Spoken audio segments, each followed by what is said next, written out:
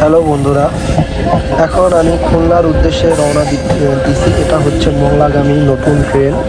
এটা নতুন কিছুদিন ধরে চালু হয়েছে। তো এই ট্রেনটা আসলে মংলার উদ্দেশ্যে ছেড়ে গেছে বেনাপোল থেকে।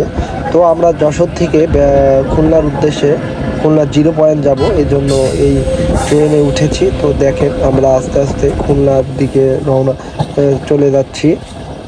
তো সামনেই নোয়াপাড়া নোয়াপাড়া রেল স্টেশন, তারপরেই খুলনা স্টেশন।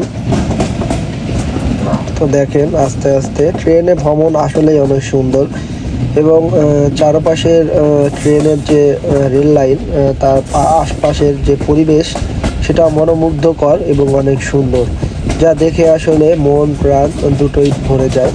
তো আমিও মাঝে মধ্যেই ভ্রমণ ভালো লাগে, এজন্যই ভ্রমণ করি এবং আপনাদের মাঝে এই ভিডিওগুলো শেয়ার করি দেখানোর জন্য। কারণ অনেকেই আপনারা ভ্রমণ করতে চাইলেও করতে পারেন না। তো আমরা এখন নোয়াপাড়া রেল স্টেশনে চলে এসেছি।